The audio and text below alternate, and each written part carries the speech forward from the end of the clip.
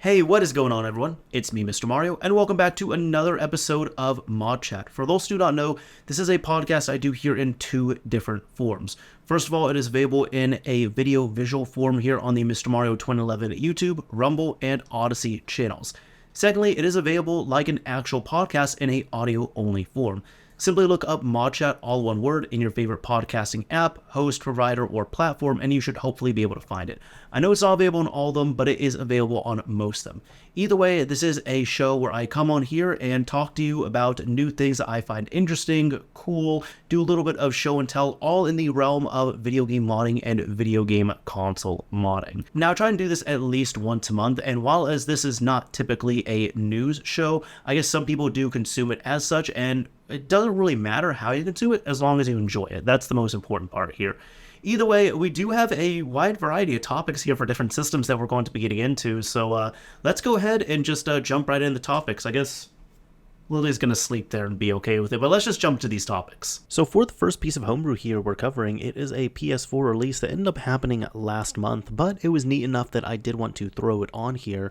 This is PS4 Player 3D, and the initial release was from Lappy. Now this is someone who has been quite essential in the PS4 homebrew scene, where he's made several games, utilities, and such for the PlayStation 4, but this here is a video player with 3D support, with optional PSVR support as well too, so a pretty unique tool here that I really haven't seen, and it's cool that we got it here even as late as 2024. Looking at this Wololo article, it states here, PS4 scene developer Lappy has released a new piece of homebrew. PS4 Player 3D is an MP4 video player with support for 3D videos. This is a first release, of course, so it comes with limitations. It only supports MP4 files for now, for example. But this is a very promising tool, and I'm hoping we'll see some updates down the line. Now, what is PS4 Player 3D? It is a homebrew application for the PS4 that lets you play 3D movie files, currently supporting the MP4 format. It leverages PSVR, but this is not a requirement for immersive 3D support. So covering some of this, it does state that it is a 3D player with VR support, although the PSVR is not required.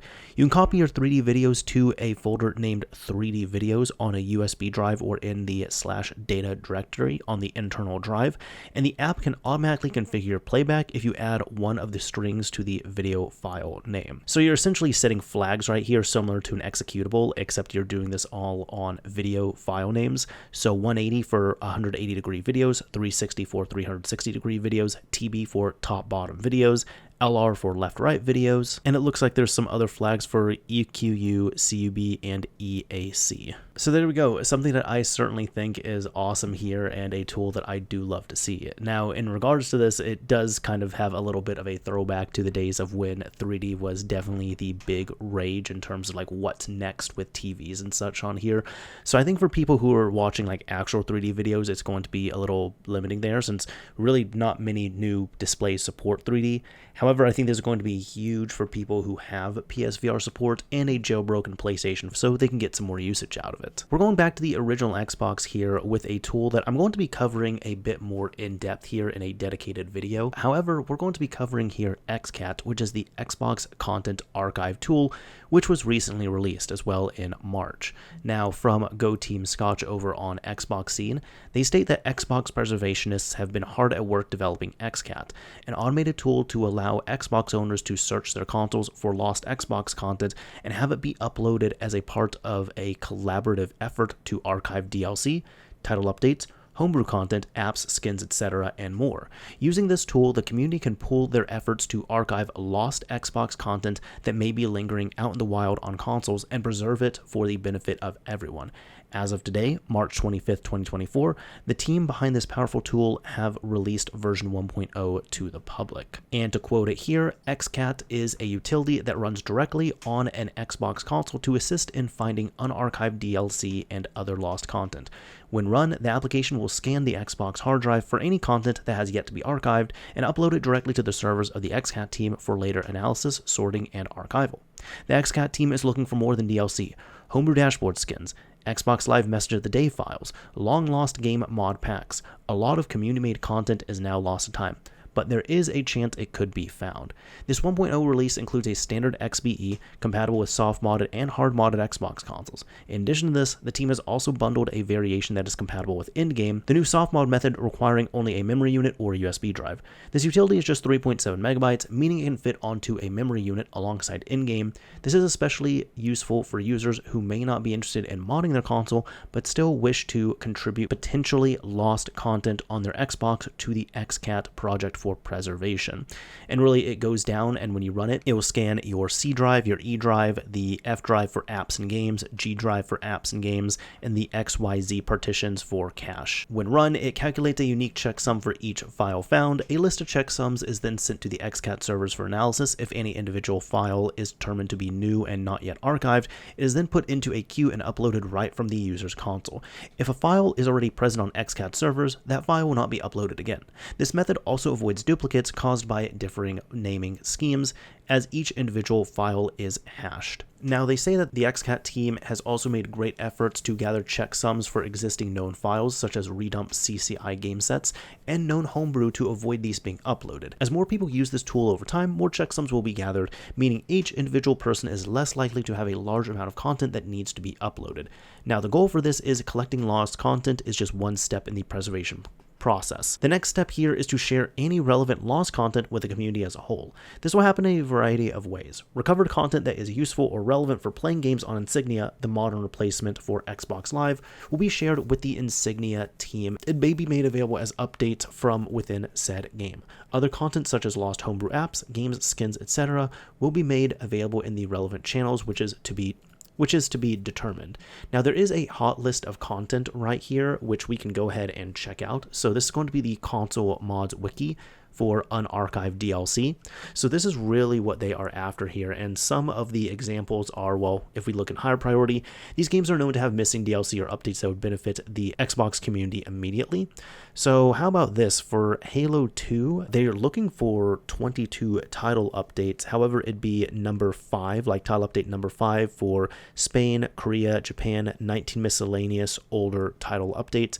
Mech Assault, it looks like there's also title updates as well too, like for Southeast Asia or Japan. For Phantasy Star Online, it looks like there's 2 pieces of DLC, so this would be the Central Dome Fire Swirl in French and Spanish. These ones are recreated by fans. And then if we look at some of the lower priority ones, like Brute Force, for example, DLC, there's 3 pieces, copy from another region/language, Doom 3, 4 pieces of DLC from other regions. So this is just showing what's here. And then there's some unknown games as well too that might have some DLC. So they show right here what it looks like if you have DLC that has not been archived, or you just have DLC in general on your Xbox. And you can use something such as Pinecone, which we've covered here, to dump and archive that. However, let's say you're someone who you have a few Xboxes that were on Xbox Live back in the day, you really haven't used them, you don't want to feel like modding them or anything. You could really just use a adapter and a USB drive, and now you can use XCAT at this time, and it says right here, contributing content with the Xbox Content Archiving tool. And it's quite literally as easy as opening up XCAT, hitting A few times, and then just letting it churn through, sit there, and upload any content to the XCAT servers. So it's been made incredibly easy, and thankfully the XCAT team is made up of some pretty awesome people, so they have been able to prove themselves over time to be reputable, trustworthy, and getting that lost content back out there where it needs to be. Now, here's something that was pretty cool that we ended up covering at one point a few months ago, but it's finally been released. This is Halo 2 HD. Now, yes, we've had Halo 2 HD. We've had it on, Vista. We've had it, of course, on the Master Chief Collection.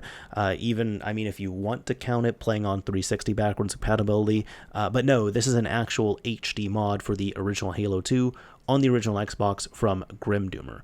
And looking at it here, it states that Halo 2 HD is a mod for the original Xbox version of Halo 2 to add support for HD resolutions as well as some quality of life updates. This mod will let you play the game in 480p proper, 720p, and 1080i, although that is 1080p internally, which is pretty awesome to see. The features it states here are 480p proper, 720p, and 1080i resolutions, although it's 1080p internally there, triple buffering support to increase increase frame rate performance, utilizes extra RAM if you have 128MB RAM upgrade, GPU overclocking for performance improvements, increased hard drive transfer speed for faster load times, customizable field of view, customizable split screen divider, horizontal or vertical. That one is nice. That one is a nice one there. If you've ever done something like, for example, if you've played split screen Halo 2 and you had widescreen mode enabled, it is really annoying having that vertical setup right there. The horizontal one is nicer. And those are all customizable features through an any config file, which there is a big detail about it here on the wiki itself. Now, some people might be wondering what's going on with the 480p proper, and he states here that Halo 2 claims it supports 480p on the box, but this isn't entirely accurate. It does support 480p output, but it does not render in 480p natively. Regardless of what video settings are set on the console, the stock game will always render in 640 by 480. When 480p output is enabled, the console will upscale the final 640 by 480 image to 480p for display on TV. If you enable widescreen mode, the game will apply anamorphic scaling to the image, which causes it to appear compressed widthwise. This patch addresses those issues by rendering in proper 480p resolution and disabling the anamorphic scaling that would normally get applied. It also allows you to play the game in 720p or 1080i. When 1080i mode is enabled, the game is actually rendering at 1080p internally before being encoded into interlaced video signal. The 1080i mode is not considered playable, as it puts an extreme load on the console GPU even when overclocking, and typically plays at single-digit frames per second at best. I added support for it mostly because I wanted to see if I can get it to work, and also so I could take some sweet screenshots before the frame buffer gets converted into interlaced video. And you have it right here as an example where it shows essentially the original 640 by 480 image, and then 720 by 480, so proper 480p, a 720p image, and then a 1080p image, which that's really awesome to see. And indeed, as it shows right here, this will make for really awesome screenshots pulled out of the original Xbox, but certainly wouldn't be playable at that high of a resolution on such an old system. Now, this is one thing that I want to mention, and I'm probably going to have some footage that's playing on here, and the footage you're going to see is actually the game running in 480p mode. I do want to show a bit of an experience that most people I feel like will have, because this is important here. In terms of RAM upgrades, it states if your console has 128 megabytes of RAM, this patch will utilize the extra RAM available, which will enable use of 720p and 1080i video modes, as well as increase the size of in-memory caches for textures and geometry. The size increase for the texture and geometry caches will significantly reduce pop-in issues to the point of being almost non-existent. So for anybody who goes and applies this patch and installs it on their system and they don't notice a huge difference, that's more than likely because you probably have a stock, RAM Xbox, meaning that your Xbox has 64 megabytes of RAM. So even if you go in and enable 720p and 1080i, unless you have upgraded the RAM, you will not be able to utilize those high resolutions, unfortunately. He also mentions that GPU overclocking is available. However, there are many risks and precautions you'll want to take on that. You can also increase your hard drive transfer speeds, which is nice, and you can do that from the ini file.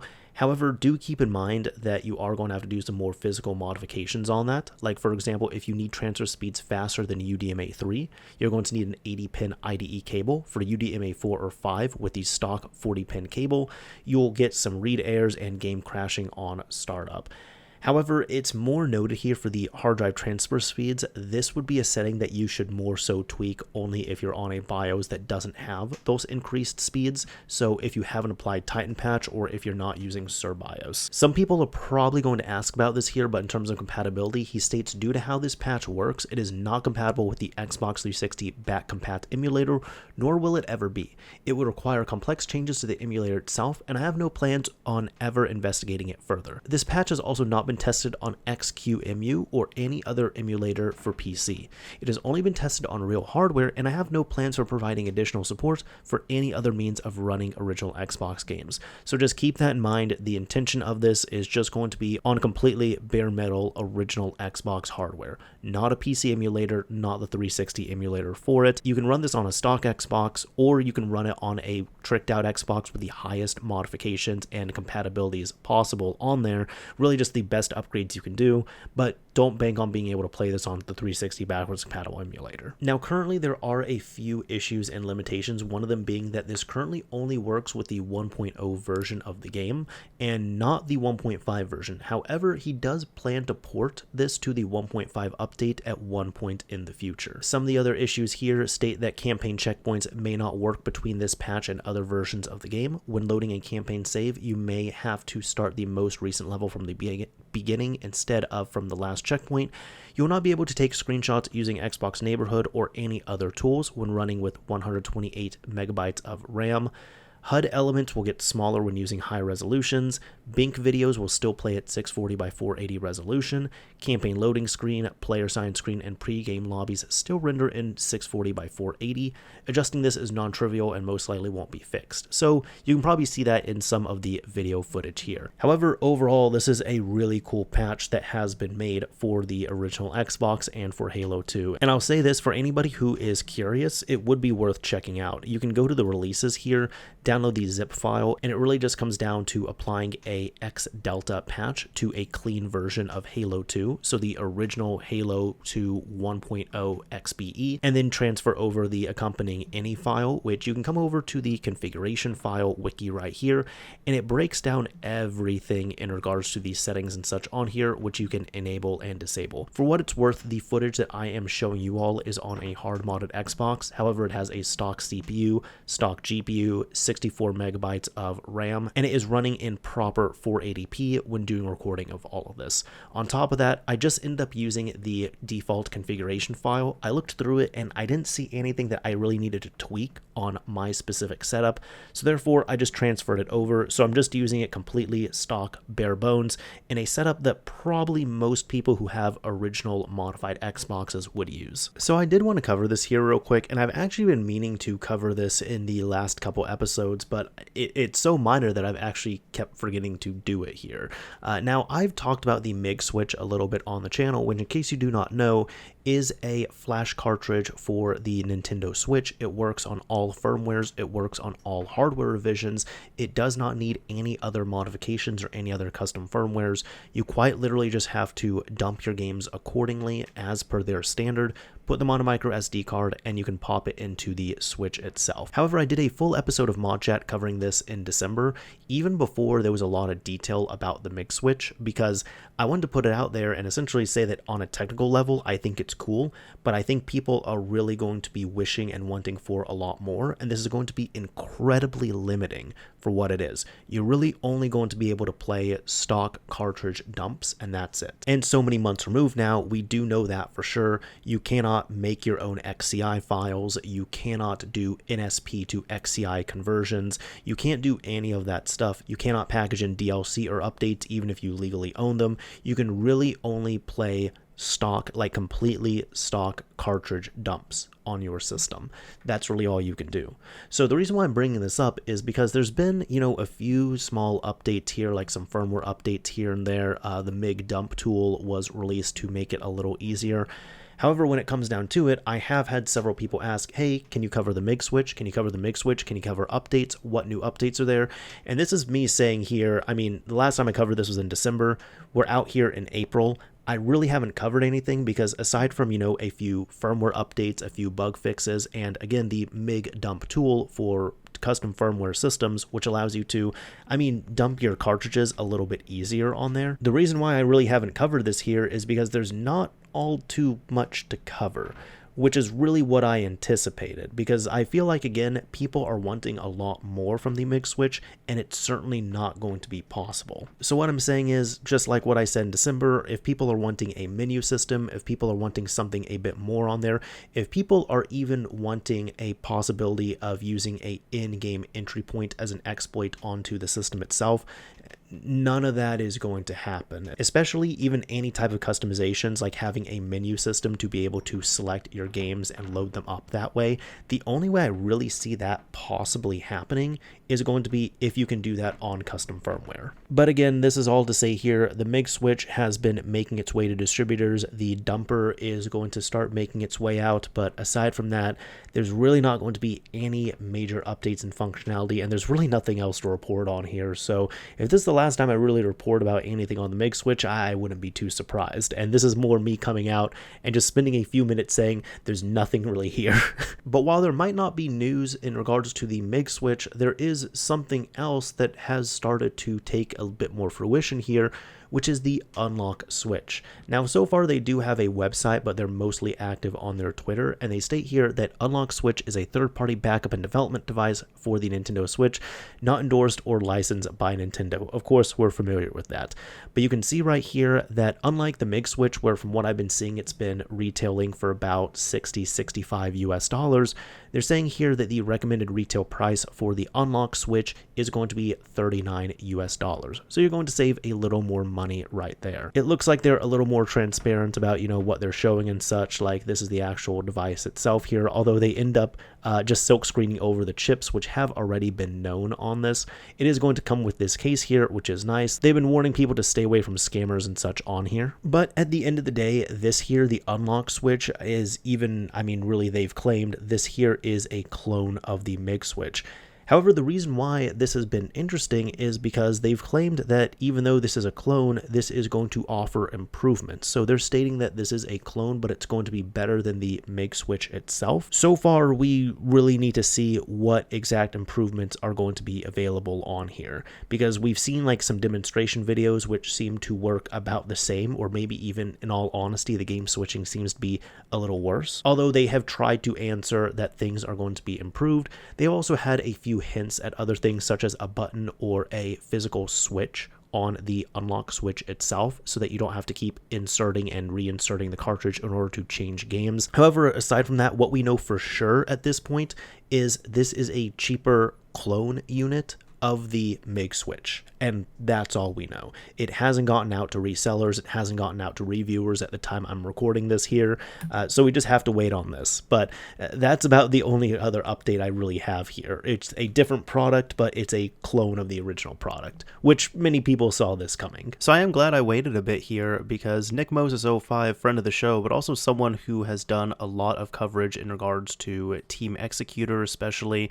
and with some of the other Switch products out there, ended up getting a UnlockSwitch for review. He ended up showcasing it on a stream, did a review of it, showcased several of the features, and in short, the piece that he has right now, the very early version that's been sent out to reviewers, I believe 50 copies were sent out for review samples, but it works exactly like the MIG Switch. However, it looks like after the show, MIG Switch themselves, not UnlockSwitch, MIG Switch themselves actually ended up reaching out and asked them to run a firmware update, which according to MIG Switch, they got the results back, and in short, they allege that they have proof now after running that and getting the results of it, that the UnlockSwitch is actually just the MIG Switch itself. It's just a rebranded version, and they claim that ICs were taken off of working MIG Switch units, put onto UnlockSwitch PCBs, and they're being sold like this. There's just enough of them out there to get into the hands of reviewers, so reviewers can verify that they do have a sample and that is working. So some people might be asking, what is the deal? Why would a company allegedly do this here? Well, it is believed, at least according to allegations from MIG Switch based off of this here, that this company, UnlockSwitch, is just putting out enough samples to show they have a working product. From there, they would be taking in money and taking in orders so that they can actually sell this product, but because there is not an actual product that they're going to be selling here outside of maybe the 50 sample cartridges that they've made, then they can do an exit scam at that point. Again, that is what could be believed right now. That is the allegation, and really time is going to tell what will happen. We'll just really have to monitor this for the next few months here, but that's all to say that this has at least been good information to have on hand, and if anybody would be wanting to pick up one of these here, I'm probably going to say wait on this a little bit. Wait and just see what happens. Now, in the world of PSP, we have some pretty big news here, because we've seen some samples and some teases within the last year. However, we have a new development, which is a word that I didn't even know existed before, so I had to look it up, and I believe this is how best we can say it here, but if I mispronounce it, do forgive me. Aiseirigh. It seems to be a universal unbricker for every single model of the PSP. Now, some people might be asking, wait, didn't we already have that? Well, not necessarily. Let's just go ahead and get into this Wolo article here. This is from The Zet, and he stated here that PSP hacking scene veteran and developer Davey has finally released Aiseirigh. a universal PSP unbricker that supports every PSP model. If used alongside a Barian sweeper, Aiseirigh can unbrick any PSP and fully restore it to System Software 6.61, which that is the latest one. Aiseirigh, although they say it is pronounced Aiseirigh, so I guess either of them could be interchangeable. When I was looking it up, Aiseirigh was what I was getting, but either way is a word from the Scots Gaelic language and means resurrection, so it fits right in with older Pandora and unbrick tools such as Despertar del Cementario. Now, the requirements for using Aiseirigh do require a memory stick for your PSP or a memory stick micro for the PSP Go, a memory stick Pro Duo for other models, the Aiseirigh IPL file, the 6.61 firmware file for regular PSPs or for the PSP Go, respective of whichever device you're using, and a way of entering service mode on the PSP, which would be a Barian sweeper. And that's what it is here. Now, I've talked about Barian sweeper several times here on the podcast, and over the last several years, we've seen many updates to Barian sweeper, which again is capable of putting, at this point now, it can put any PSP into service mode. However, do keep in mind the actual functionality of fully unbricking any PSP model out there, any of them, has not been possible to my understanding here, at least in the public, until Aiseirigh has released. Now, do keep in mind that even once you have all of that, there are, it states here, 3 separate types of Barian sweepers. So one for each of the different methods of entering a PSP service mode. Be sure to get the correct one for your model. And this is where it differs here. So if you have a PSP 1, 2, or 3000, you can just use a battery, although you're going to have to build a Barian sweeper battery. If you have a PSP E1000, so that's going to be the final model of the PSP, the one that was only released really outside of the US, and it was more of the budget-friendly model, you're going to need a mini USB interface. And if you have a PSP Go, you're going to have a Go connector or Go connector interface. And I'm saying that here because with the way Barian Sweeper works, you are going to have to do a little bit of modifying in order to get any of these working. So that's all to say here. For example, if you're just saying, oh, all I need is a mini USB cable, no, you're going to need more than that. You are going to have to modify it in a certain way, just like with the Go connector for the PSP Go. Now, as for final words, they state here that Davies' Aiseirigh Unbricker is one of the last few frontiers of PSP hacking has finally been covered. Gone are the days of accidentally turning your PSP into a permanent paperweight, and alongside Infinity 2, Davies' previous release, you can also enjoy custom firmwares without the hassle of manually booting into them, which that's the last big one I've really covered in depth was Infinity 2, which that at least allows you to have a permanent custom firmware on every single model of the PSP. Now, it's fitting that Infinity 2 was just mentioned here because Infinity 2 now actually has a successor to it with more development here because there's now a new cIPL as well as a new release of Despertar del Cementario, which is version 10, for every single PSP. So in short, even before the days of Infinity, essentially you'd be able to flash earlier models of the PSP with a cIPL. And that would allow you to run a custom firmware permanently on cold boot every single time. It worked on the 1000 and it worked for early runs of the 2000. But later models did require you to launch the custom firmware every single time, so it was more of a tethered jailbreak.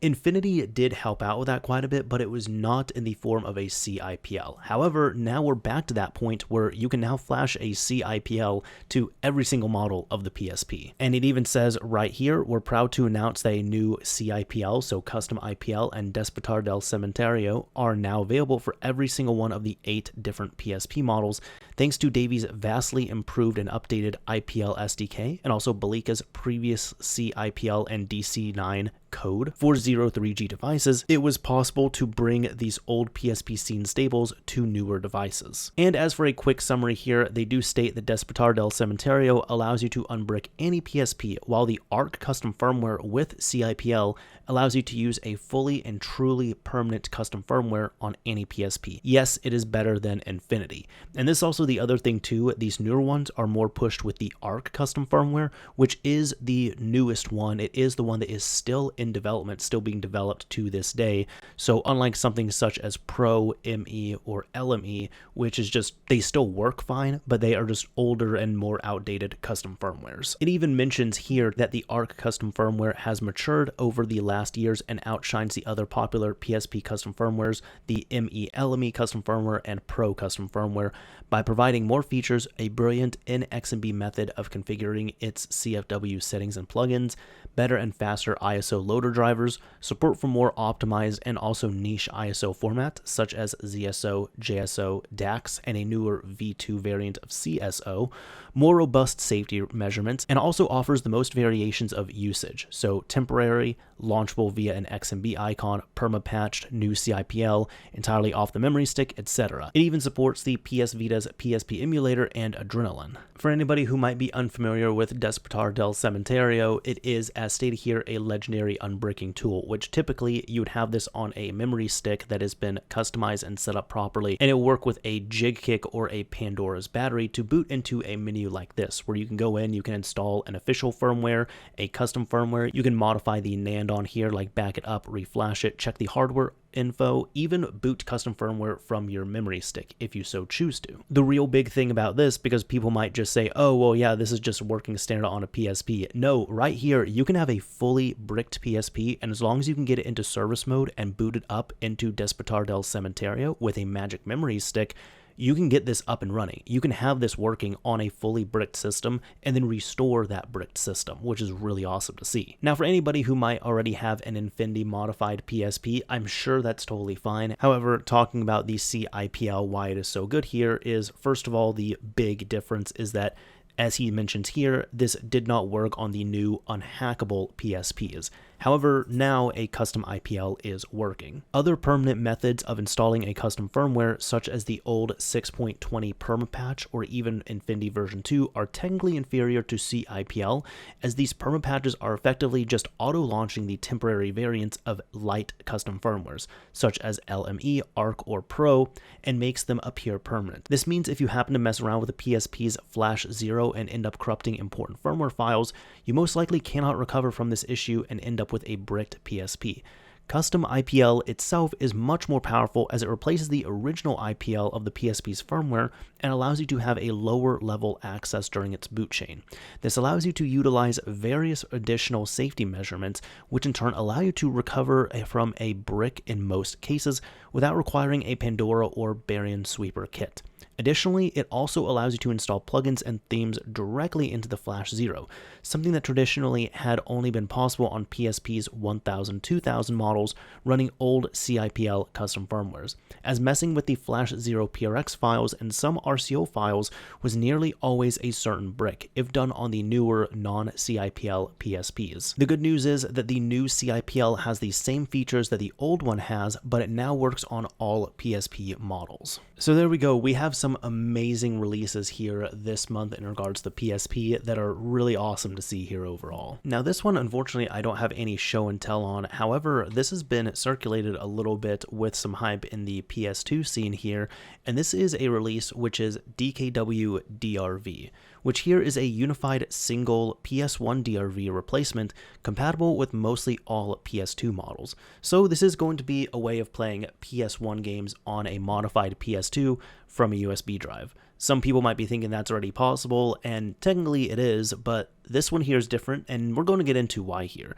It states here on the GitHub repository that this is a replacement for the original PS1 DRV of PlayStation 2 consoles.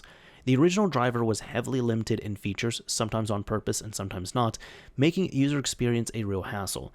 DKWDRV aims at overcoming this issue and making a much better gaming experience, built from scratch by reversing both types of original drivers and merging them into one single unified driver. This project is not related in any way with the existing PS1 related PS2 homebrews out there. At the moment, the project can be considered beta, and many issues can come due to the big number of hardware and game differences. Users are welcome to submit issues or request features. With time, more details and documentation about PS1 operation and PS2 mode will be provided. And really the big thing here again is playing your PS1 ISOs off of a USB drive. So it does have to be FAT32. There are some limitations since all bin tracks must be merged, all bin dumps must be 2352 sector sizes, games must be defragmented, no disk swapping implemented yet, but planned and doable. So just keep that in mind. And really you'd be building it out like this. In your USB drive, you'd have a DKWDRV folder, you'd then have a bin folder, and inside of there, each game would have its own folder, and inside of that, you'd put your bin, your queue, and your cheats.txt if you have any cheats that you want to load in. Now, there are a few features here, and I do want to highlight this real quick before we kind of delve into them a little bit. Some people might be wondering, well, I can just put a PS1 game into my PS2. Well, this is USB loading. It's not going to be loading from a CD.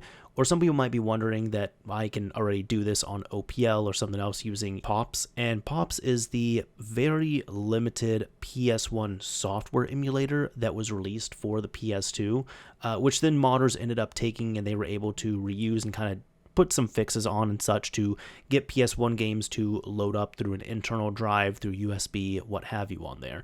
This is nothing related to POPs. It's nothing related to that. To my understanding here, this is using the actual PS1 hardware. So this is kind of similar to having a PS1 optical drive emulator for a PlayStation 2. Now, for some of the features here, it does have USB game loading, but that is for Deckard consoles only. Almost the exact same emulation behavior as original drivers. This could help many people. There's an automatic PS1 video mode change, so another limitation of the original drivers was using one single mode, sometimes making the game appear too fast or too slow and off screen.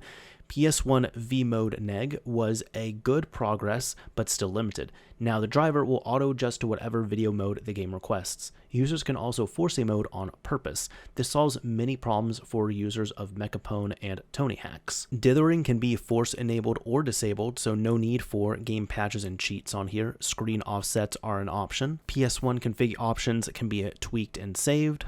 Cheats can be applied to Deckard consoles only, so there's a cheat section we can look on this, but that would be for the cheats.txt file that I had highlighted earlier. Automatic libcrypt patching for libcrypt protected games by setting the final key to cop registers, so all magic words from gamedb.py. I've mentioned this a few times here, but Deckard with Deckard only consoles being the ones that will really get the most fun out of this with the USB loading cheats, things like that.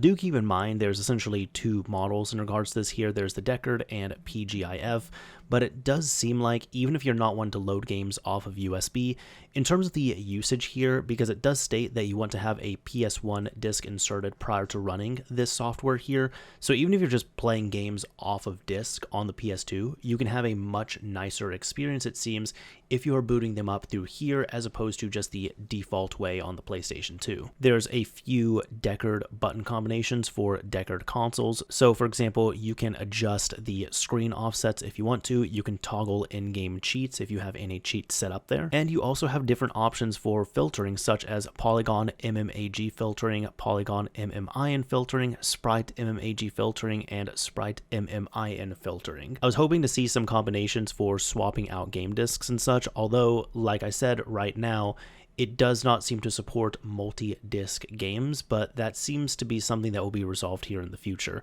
just as long as there's more development on here. And the last thing here would be cheats, that on Deckard consoles, you do have access to cheats on here. So you would set them up in a text file. It'd be like this, where you have commented lines here, which each of these comments would really just explain what the cheat does, and then you have the cheat itself.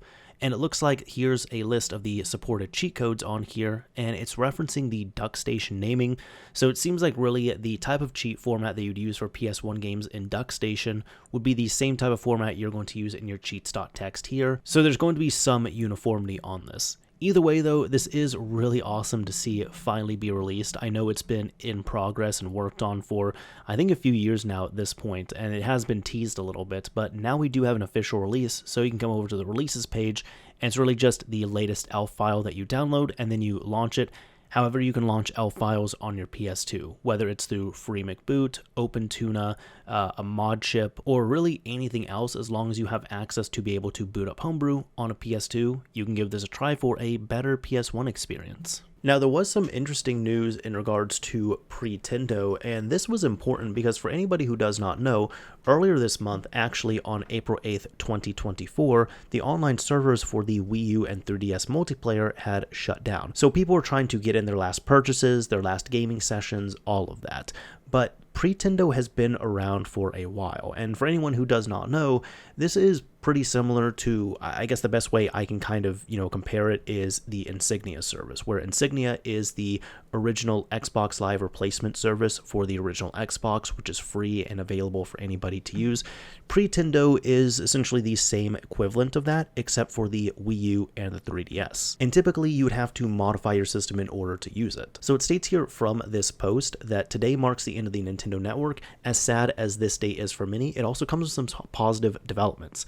In this blog post, we'll go over some new developments and plans, including official game support and a new way to connect to Pretendo without homebrew. Now, going past the farewell message here, we're talking about SSSL, which they state, as a parting gift to you all, we are releasing our private SSL exploit for the Wii U, SSSL, found by our very own Shutterbug. This exploit allows users to connect to Pretendo network from a stock Wii U, with no homebrew or custom firmware at all, only a DNS change. We've been holding onto this exploit for this day for quite some time, in case Nintendo decided to issue patches for it. Select services which use their own SSL libraries are unsupported. This includes several third-party titles like Watch Dogs and YouTube, as well as titles which run in an embedded browser like TV, the eShop, and the Miiverse applet. Miiverse functionality in games is still supported through SSSL. We hope this new method of connecting will be useful for those who have trouble installing homebrew, those who are worried about mods, and for users who may live in areas where local law may make it more difficult to install mods.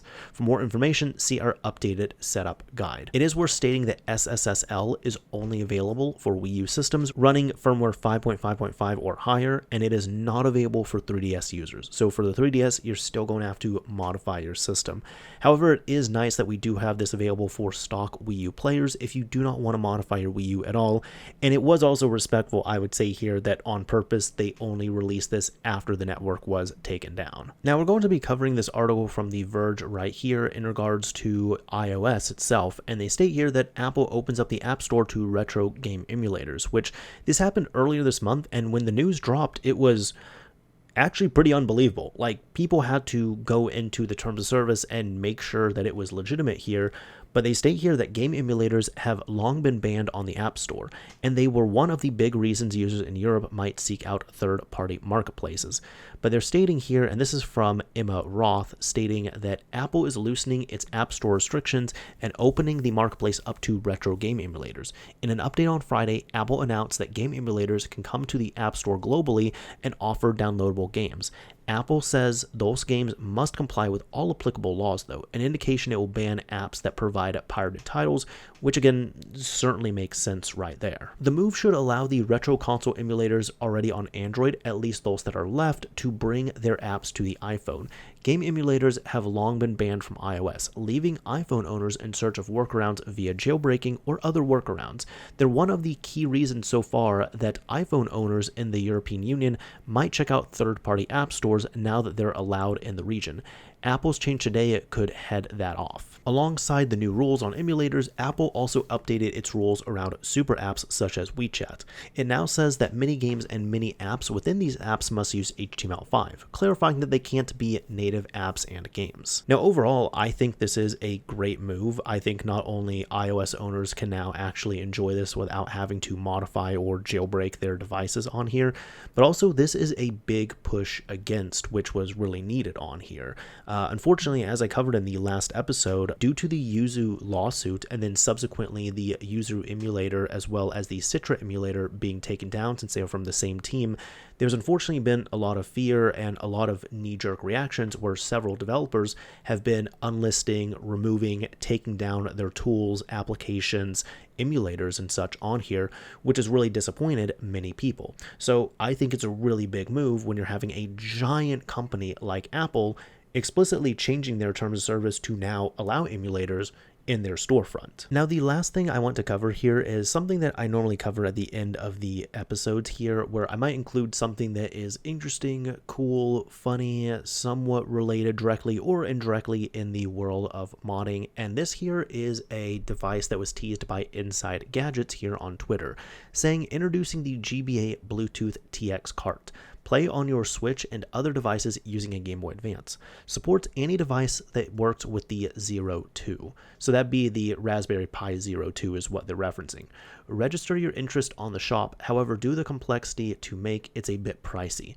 So right here, it's just a video that we can check out, which we can go ahead, blow this up here. And if we look right from the beginning, this is a custom made PCB here. It states Inside Gadgets on this, but going through, they end up taking this, plug it into their Game Boy Advance.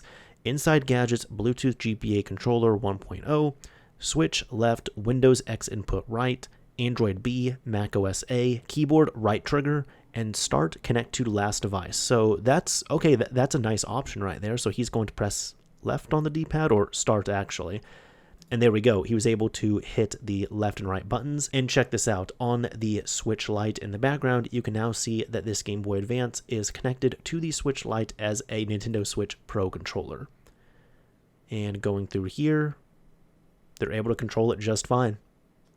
So this is really awesome to see. I do look forward to more updates on this and seeing, you know, this get out into the wild there. But overall, it's really awesome being able to essentially Wii U it up here, you can say, where you're using another console as the gamepad to control your game itself on here. Anyways, that is about it for this episode of ModChat. I hope it was an enjoyable listening or watching or viewing experience. I hope you got to learn something and also be entertained from all the updates here. Now, typically at the end of these episodes, I like to pick a keyword or a key phrase. And if you use that keyword or key phrase, I'll know that you've made it to the end of this episode. Typically, I end up picking something on my desk, so, you know, this is a tool here, but I've kind of just used it as a little bit of a fidget toy for a while here.